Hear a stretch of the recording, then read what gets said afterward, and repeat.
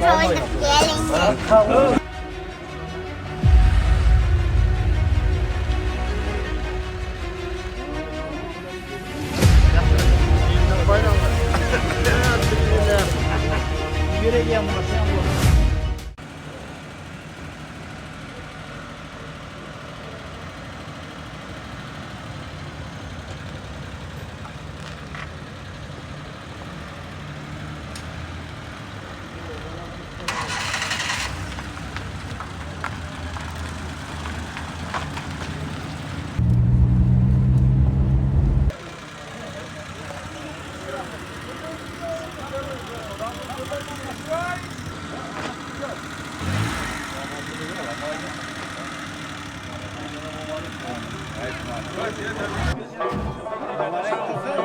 Dostlar bir dilberi cani cihanım var benim.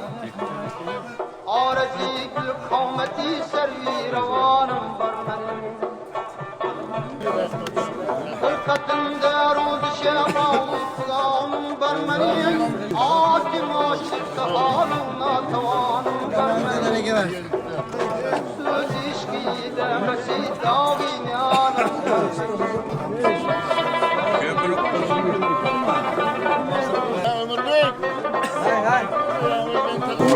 Bu ay gelip Uttula yine Türkgülen hep geldik. Kulak havası bizim İstanbul Ufi'ye. Ne aldınız? Televizyon. Bir televizyon 32'lik aldılar bir tane. Ama yine nasip etti bir damasını şula Uttula. Yine kilitli kulak havası tapşırağımız. Takımiyetleri.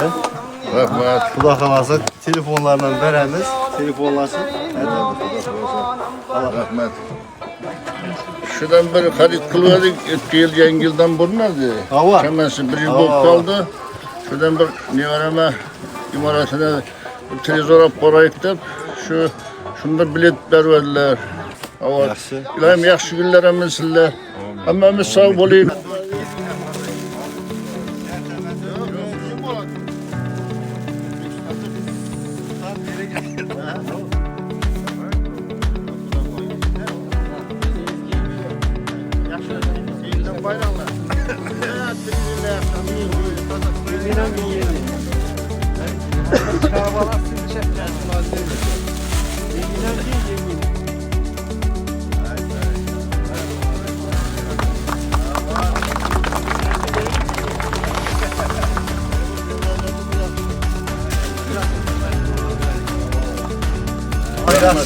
Yaxşı günlərdə bilinglər, toyların üstündə. Sənə dükkana gəlib, xarid edərinlər, Xuda xalasa gələcəkdə yenə şimdi bir lotereyalarını oynasak, şimdi vaxt amatlı micaz üçün yenə bir aksiya qoysak, gələrinlər.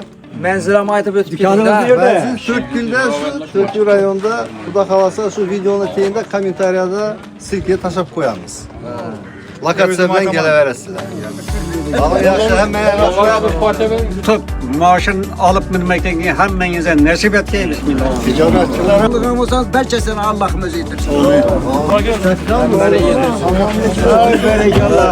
Maaşına geldin mi ciğerler? Allah diyorsun.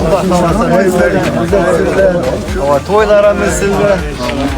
Oladı. Al yaxşı. Vallahi nereye gideceksen